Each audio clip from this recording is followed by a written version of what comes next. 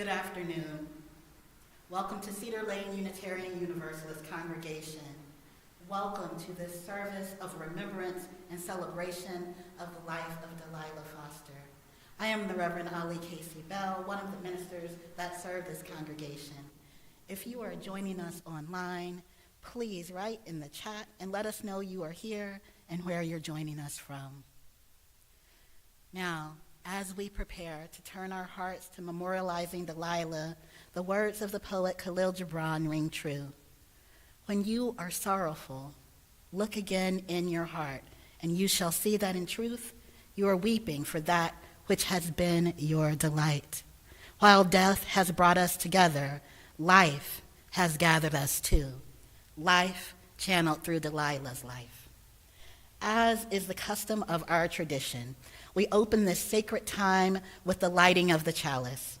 Today is the flame of memory and hope that we carry within us as we honor Delilah. We acknowledge that a human life is sacred in its beginning and its end. The flame we light is an ancient symbol of transformation, and the chalice that holds it is a symbol of community and service. As Delilah's longtime friend, Glennis Belay, lights the chalice, let us join her in sharing the chalice lighting words. Here you go.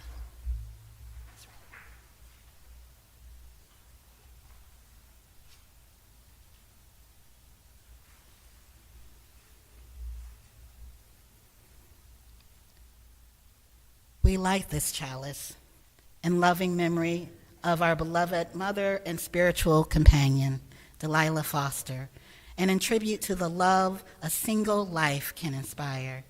May the chalice remind us of the extravagant gift of life. May it signify the community we create in our being together and our sharing together. Amen. And Sally will come forth now and give us some memories of Delilah.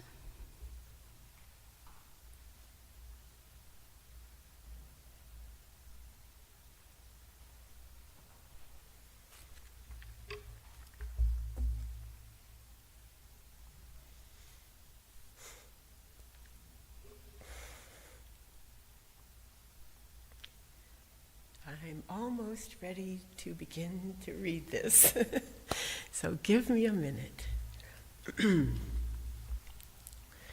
Like the blind men in the Hebrew parable who, I'm going to start over. Like the blind men in the Hebrew parable who touched the elephant and described what an elephant is, each of us has touched Delilah. She's our mom, our granny, our aunt, and or cousin, our friend or neighbor, our coworker or committee member. Our experiences and descriptions would vary as much as the blind men's do. If you know that parable, they each touched one part and could describe it quite beautifully, but not the entire elephant. Certainly my impressions of my mother-in-law, who I first met when she was already 60 years old, are partial at best. So before I describe my Delilah 9.3 version, let's each take a moment to focus in silence on moments you shared with Delilah. What do you see?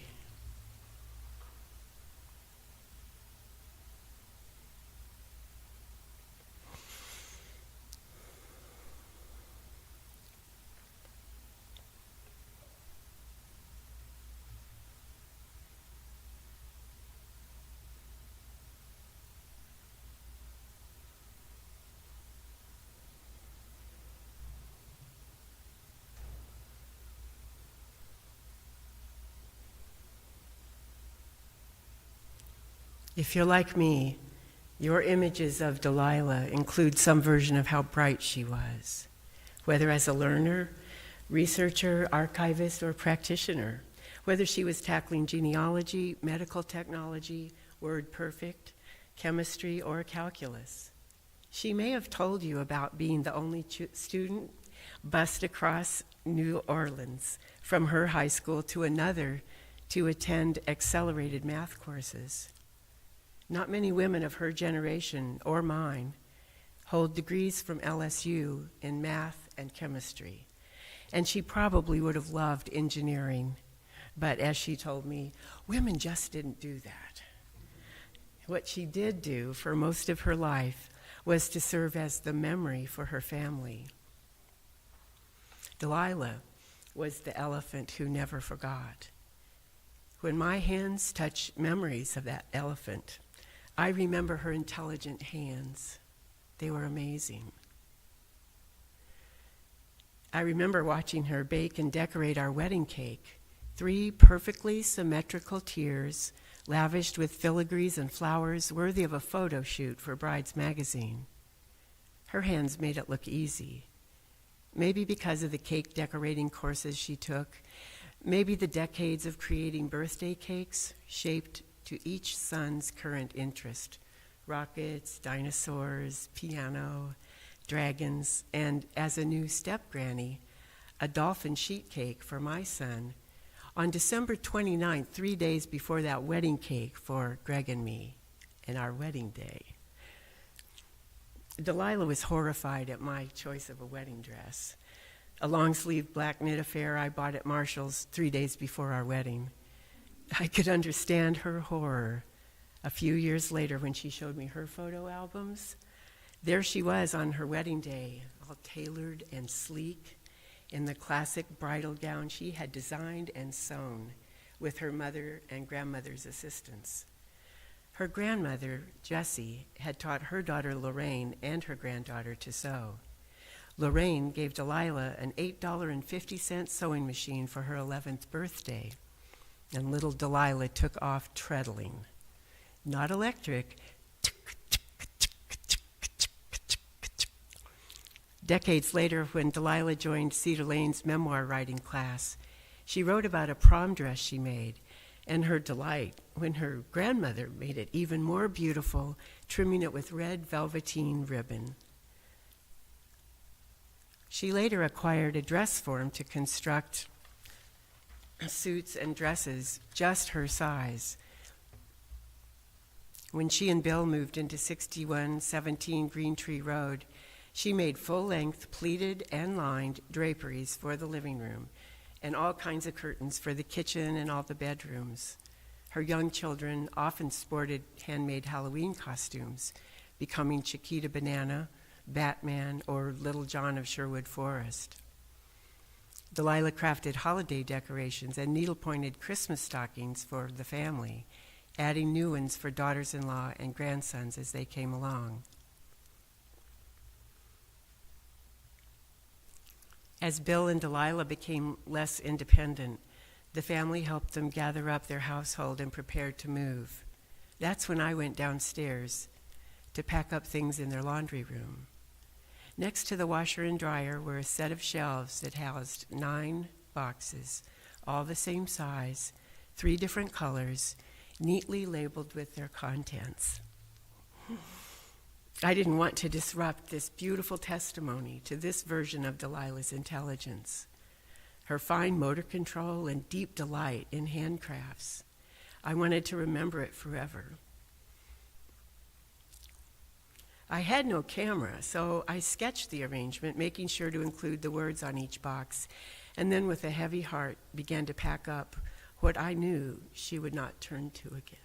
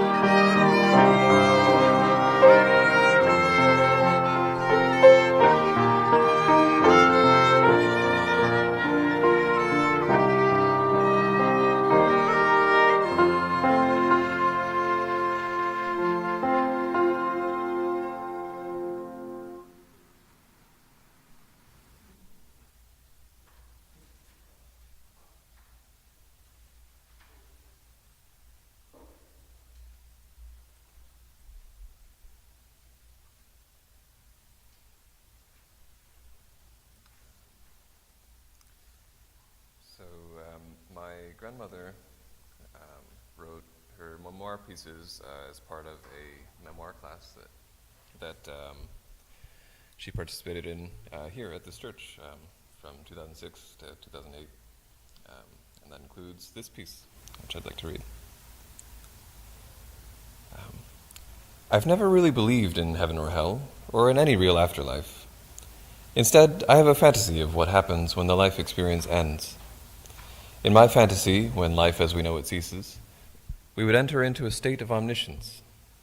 We would know the answers to all things we have wondered about, and, best of all, we would know things about people from the past, people we have never met, such as ancestors. Were the pyramids in Egypt really built the way that some people believe, a depiction of what I've seen on TV? What happened to the lost colony of Virginia, and what was the meaning of Croatoan, which was found carved on a tree? Where is Mozart buried? Most of all, I would like to know some things about some of my ancestors. Having been involved in genealogical research on my family for 30 years, I have formed mental pictures of those of whom no photographs were ever taken. But is this the way they looked? Was my 4 times great-grandfather, William Cotter, a Scots-Irishman from County Down, really only 16 when he came to America to fight in the Revolution? Is it true that he was at first conscripted to fight for King George III, before defecting to the American side? Since sewing machines were not in general use until the late 1800s, I wonder about practical things, such as how hard it must have been to make every stitch of clothing for a family entirely by hand, from baby clothes to clothes for a working man in frontier days, clothes for all seasons. How in the world did they manage? And how, oh how did the antebellum ladies answer the calls of nature in those hoop skirts and many petticoats? I do wonder.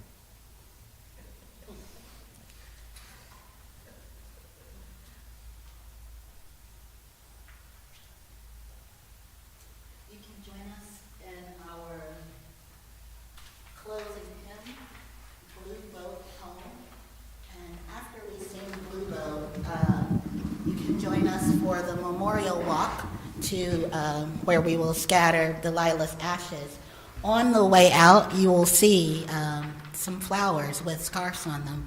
Those scarves belong to Delilah, and what we're going to do is we're going to use them to wave and bring in joy and love and life and light and all of the things that are Delilah. So you can use the scarves as you see fit. You can wave them, you can hold the flower, you can just be with them as we celebrate this magnificent woman.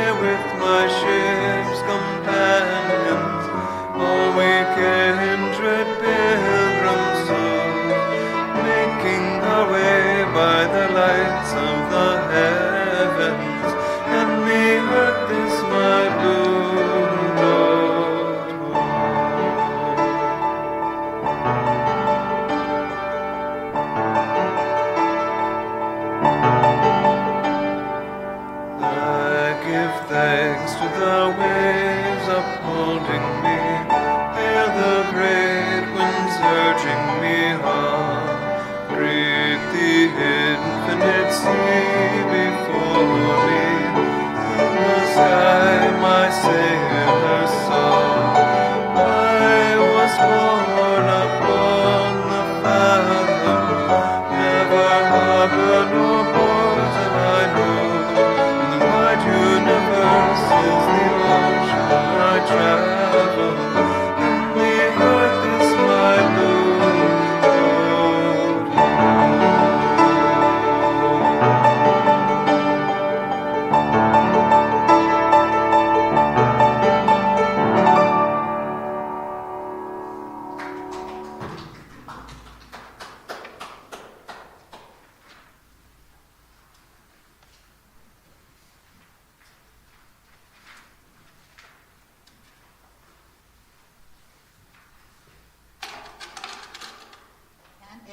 will all follow me, we shall proceed.